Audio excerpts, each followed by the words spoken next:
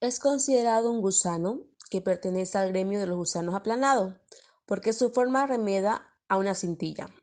Posee líquido en su interior y presenta una cabeza denominada escólex, del tamaño de la cabeza de un alfiler, conformada por cuatro ventosas que actúan como succionadores y un rostelo armado con una doble corona de 22 a 32 ganchos.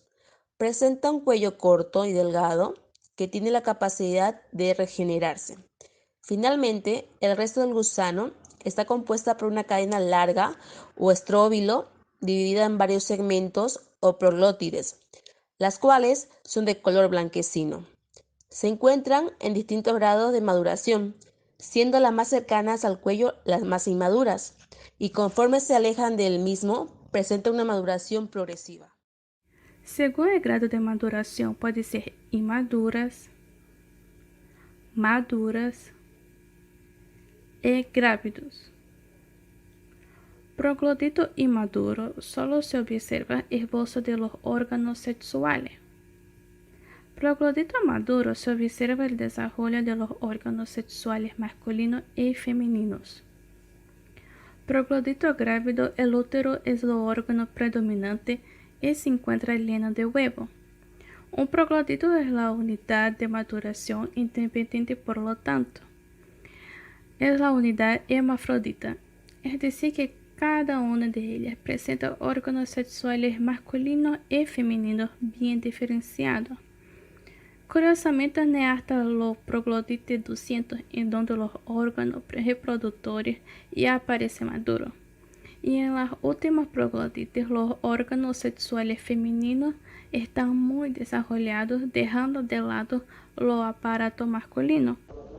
Las proglotides grávidas corresponden a los segmentos más distales del parásito y los que generalmente son eliminados por las heces. En estas proglotides, donde se encuentran los huevos, ya que presentan ramas uterinas llenas de huevos, aproximadamente de 50.000 a 60.000 huevos habitualmente se van a desprender del estróbilo en cadenas cortas que se eliminan con las heces.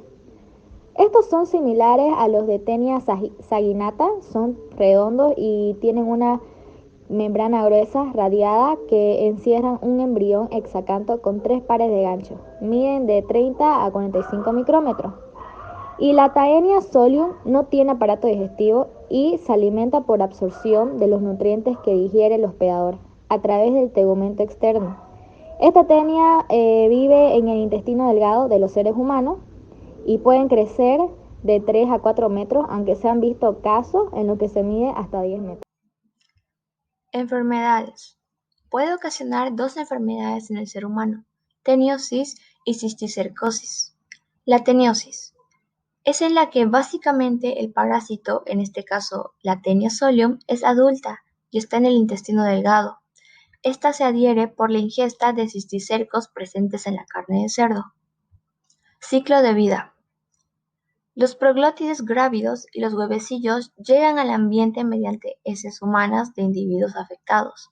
Cuando caen a la tierra, se desintegran y liberan los huevos en el suelo, donde son ingeridos por el cerdo. Posteriormente, estos revientan en la luz intestinal del mismo, liberando un embrión conocido como oncósfera, el cual atraviesa la mucosa intestinal, alcanzando la circulación y distribuyéndose a los músculos del cerdo. Estos maduran como cisticercos que migran al músculo.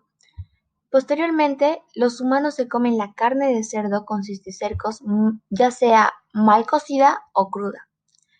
Y los cisticercos ingeridos surgen el escólex, el cual invagina en el intestino delgado. Anclándose con sus ganchos a las paredes intestinales del escólex, se fija la mucosa del intestino delgado y a partir de la región del cuello se inicia el crecimiento de la tenia por formación de proglótidos. Debido a esto, las personas infectadas poco a poco se vuelven anémicas o incluso les cuesta subir de peso.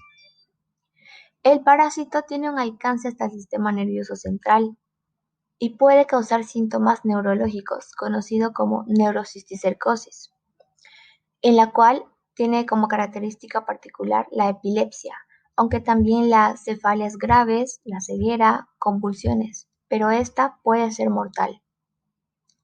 Diagnóstico. En teniosis y neurocisticercosis hay que considerar que son enfermedades distintas, pero causadas por el mismo parásito. Teniosis.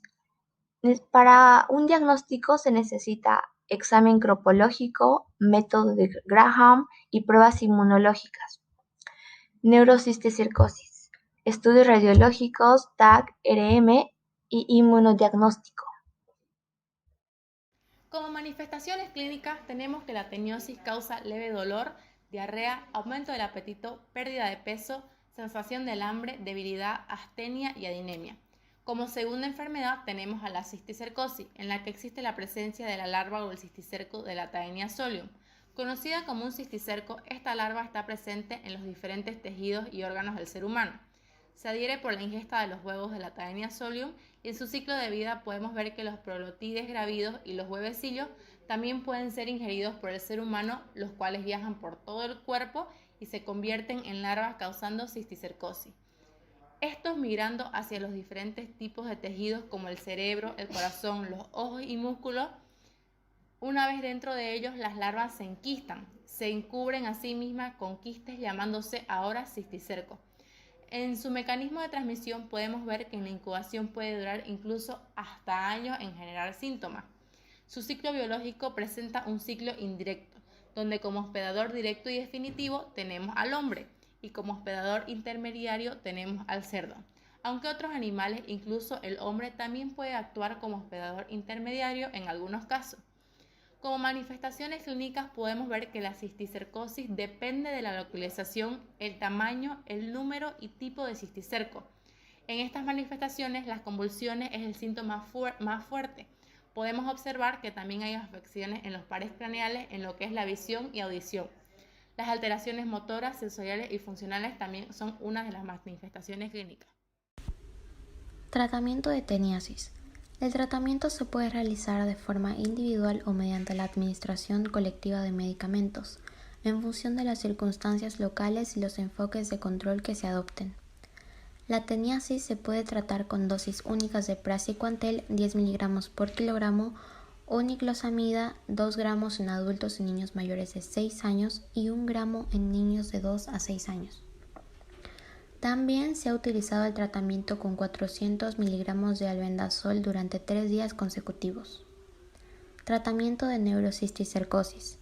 En el caso de la neurocisticercosis, dado que la destrucción de los quistes puede producir una respuesta inflamatoria, la enfermedad activa requiere tratamientos específicos prolongados con altas dosis de praziquantel y albendazol, además de un tratamiento de apoyo con corticosteroides o antiepilépticos y en algunos casos cirugía.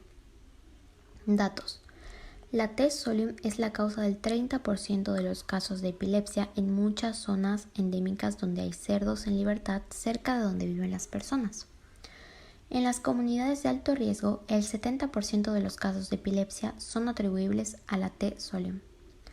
Más del 80% de las 50 millones de personas afectadas en el mundo por epilepsia viven en países de ingresos bajos y medianos bajos. La teniasis es una infección intestinal provocada por 3 especies de tenias: la Taenia solium, tenia del cerdo, la Taenia saginata, tenia del vacuno y la Taenia asiática. La infección por T. solium causa pocos síntomas clínicos. La cisticercosis afecta principalmente a la salud y los medios de subsistencia de las comunidades rurales de países en desarrollo de África, Asia y América Latina. La OMS y Organización de las Naciones Unidas para la Alimentación y la Agricultura ha considerado recientemente a la Taenia solium como el parásito de transmisión alimentaria más preocupante a nivel mundial.